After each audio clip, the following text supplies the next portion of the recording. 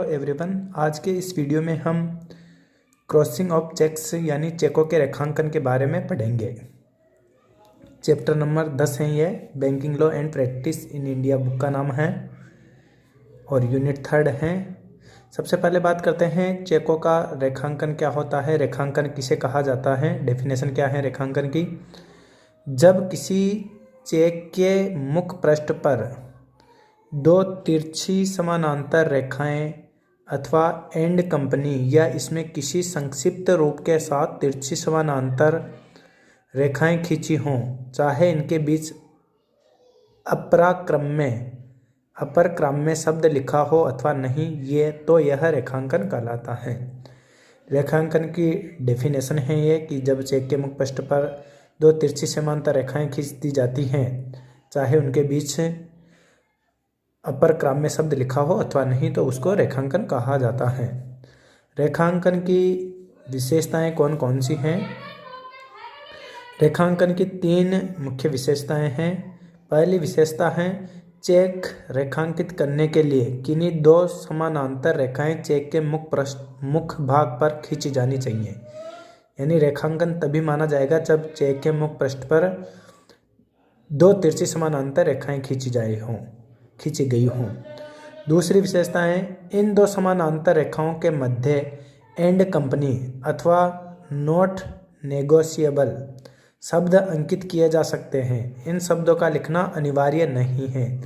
दो तिरछी समानांतर रेखाएं खींचना भी पर्याप्त है रेखांकन के लिए, लेकिन उनके बीच में एंड कंपनी भी लिखा जा सकता है और नॉट नेगोशिएबल शब्द भी अंकित किया जा सकता है, लेकिन ये कंपलसरी नहीं है कि कंपलसरी ही मेंशन करें इन शब्दों को, ये आवश्यक नहीं है।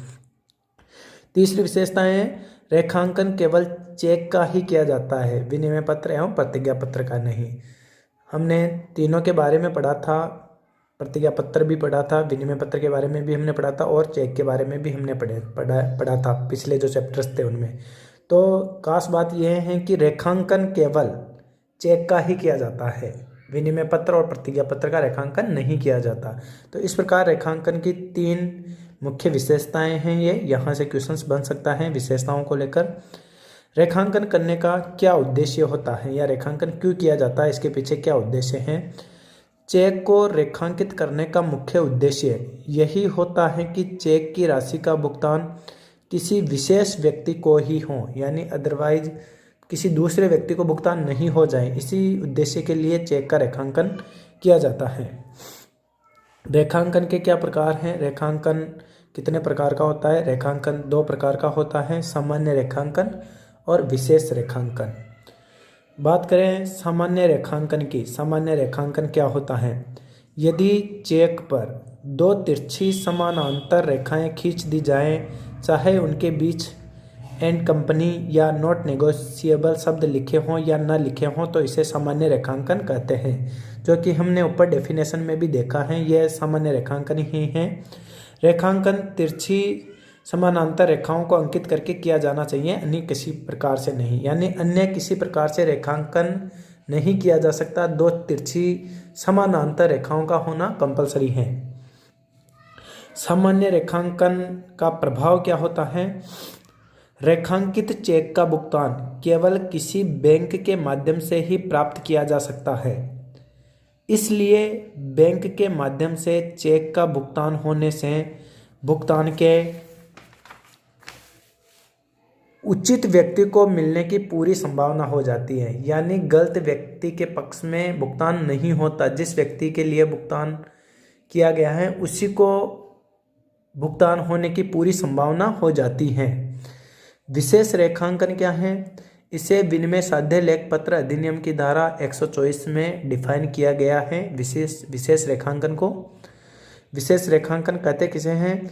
जब किसी चेक के मुख पृष्ठ पर किसी बैंक विशेष का नाम अंकित हो, चाहे इसके साथ अपर क्रम में शब्द जुड़ा हो अथवा नहीं, तो यह विशेष रेखांकन कहलाएगा। यानी उस पर किसी बैंक विशेष का पर्टिकुलर बैंक का नाम मेंशन कर देते हैं और उस बैंक विशेष के नाम ही रेखांकन होगा।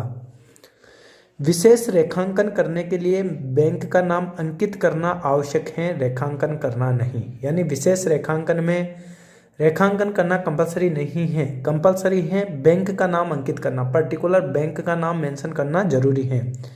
विशेष रेखांकित करने से चेक और अधिक सुरक्षित हो जाता है। संग्रहणकर्ता बैंक का कर्तव्य, जो बैंक संग्रहण करता होता है उसका कर्तव्य हो जाता है कि ऐसे चेक का भुगतान वह केवल वास्तविक स्वामी के लिए ही प्राप्त करे। तो विशेष रेखांकन में और अधिक सुरक्षित हो जाता है भुगतान। दोहरा रेखांकन क्या होता है? कभी कभार ये भी पूछ लिया जाता है कि दोहरा रेखांकन क्या होता है। चेक एक ही बैंक के नाम रेखांकित किया जाना चाहिए, लेकिन यदि कोई चेक एक से अधिक बैंकों के पक्ष में रेखांकित किया गया है तो दोहरा रेखांकन तभी नियमित माना जाएगा जब रेखांकन में यह स्पष्ट कर दिया जाए कि रेखांकन दूसरे बैंकों संग्रहणार्थ अभिकर्ता के रूप में किया गया है। सामान्यतः क्या होता है, यदि एक से अधिक बैंकों के पक्ष में रेखांकित किया जाता है तो उसे इनवैलिड मान लिया जाता है, अवैध माना जाता है, क्योंकि चेक एक ही बैंक के नाम से रेखांकित किया जाता है।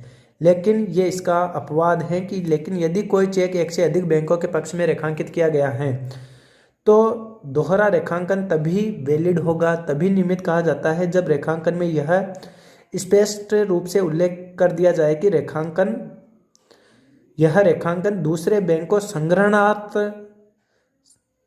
अभिकर्ता के रूप में किया गया है, तो इसे दोहरा रेखांकन कहा जाता है। Who can cross the check? रेखांकन कौन कर सकता है चेक का, को या कौन कौन रेखांकन कर सकते हैं? इसमें पहला है लेखक या आहर्ता द्वारा। आहर्ता द्वारा चेक का सामान्य अथवा विशेष रेखांकन किया जा सकता है। दूसरा है धारक के द्वारा, होल्डर के द्वारा। जब चेक खुला अरेखांकित होता है तो इसका धारक इसे सामान्य अथवा विशेष रेखांकित कर सकता है। तीसरा, सामान्य से विशेष रेखांकन में धारक द्वारा परिवर्तन। जब किसी चेक का सामान्य रेखांकन हो तो धारक इसे विशेष रेखांकन में परिवर्तित कर सकता है। फोर्थ है बैंक द्वारा पुनः रेखांकन। जब चेक का विशेष रेखांकन हो चुका हो तो नामांकित बैंक पुनः किसी व्यक्ति के नाम संग्रहकर्ता के रूप में विशेष रेखांकित कर सकता है। फिफ्थ है बैंक द्वारा स्वयं के नाम में रेखांकन। जब संग्राहक बैंक बिना रेखांकित चेक अथवा सामान्य रेखांकित चेक प्राप्त करें तो वह इसे अपने नाम में विशेष रेखांकित कर सकता है। अब बात करें रेखांकन रद्द करना। ये कैसे रेखांकन को रद्द किया जा सकता है? रेखांकन को रद्द करने का अधिकार केवल आहर्ता अथवा लेखक को ही है। सबसे पहली बात ये आवश्यक है कि रेखांकन को रद्द कौन कर सकता है? रेखांकन को रद्द केवल आहर्ता अथवा लेखक ही कर सकता है। यदि प्रापक का खाता बैंक में नहीं है अथवा चेक का खिड़की पर भुगतान चाहता है, यदि प्रापक का खाता बैंक में नहीं है और प्रापक चेक का खिड़की पर भुगतान चाहता है तो वह रेखांकित चेक को वापस लेखक के पास ले जाकर रेखांकन को रद्द करवा सकता है। चेक का लेखक क्या करेगा? चेक का लेखक रेखांकन को काट कर वहाँ पे के शब्द लिख देगा और अपने पूरे सिग्नेचर कर देगा, अपने पूरे हस्ताक्षर कर देगा। इससे चेक रेखांकित से खुले चेक में परिवर्तित हो जाएगा और इसकी राशि बैंक में भुगतान के लिए खिड़की पर प्रस्तुत करके प्राप्त की जा सकेगी। यानी जो क्रॉसिंग चेक हैं उसको पहले खुले चेक में बदला जाएगा। खुले चेक में बदलने के लिए बेकायदा उसे लेखक के पास ले जाना पड़ेगा। लेखक रेखांकन को रद्द करके लेखांकन पर वहाँ पे के शब्द लिखेगा और अपने पूरे सिग्नेचर करेगा। इससे चेक जो क्रॉसिंग चेक हैं, रेखांकित चेक है, वह ओपन चेक में परिवर्तित हो जाएगा और उससे फिर खिड़की पर भुगतान प्राप्त किया जा सकता है। रेखांकित चेक एवं बैंक का कर्तव्य। रेखांकित चेक के भुगतान के संबंध में देनदार बैंक को यह ध्यान रखना चाहिए कि उसका भुगतान किसी बैंक को ही कर रहा है। यदि चेक विशेष रेखांकित हो तो यह देखना चाहिए कि उसी बैंक को इसका भुगतान किया जाए। अन्य किसी को भुगतान करने से यह भुगतान यथाविधि भुगतान नहीं माना जाएगा। और यदि चेक के लेखक को इस प्रकार त्रुटिपूर्ण भुगतान कर देने से कोई क्षति होती है तो देनदार बैंक को इसकी पूर्ति करनी होगी। किंतु यदि किसी चेक के रेखांकन में कोई इस प्रकार का महत्वपूर्ण परिवर्तन किसी धारक के द्वारा कर दिया गया है जो बैंक को चेक के देखने से प्रकट नहीं होता है और इस कारण वह चेक का भुगतान पूर्ण सद्विश्वास और बिना असावधानी के कर देता है तो बैंक का इस भुगतान के कारण कोई उत्तरदायित्व नहीं होगा। तो ये रेखांकित चेक के संबंध में बैंक के कर्तव्य हैं, कहाँ उसको उत्तरदायी ठहराया जा सकता है और कहाँ नहीं ठहराया जा सकता। तो इस चैप्टर में से क्वेश्चन बन सकता है। क्वेश्चन कहाँ से बन सकता है? क्वेश्चन पहला बन सकता है कि रेखांकन को परिभाषित करते हुए उनकी विशेषताओं को बताइए।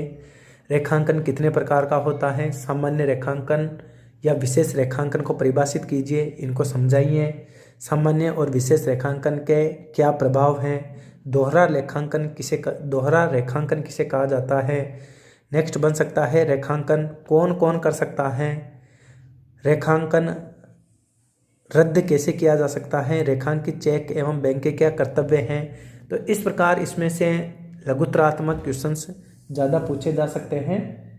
धन्यवाद। ये अपना चैप्टर कंप्लीट होता है। धन्यवाद।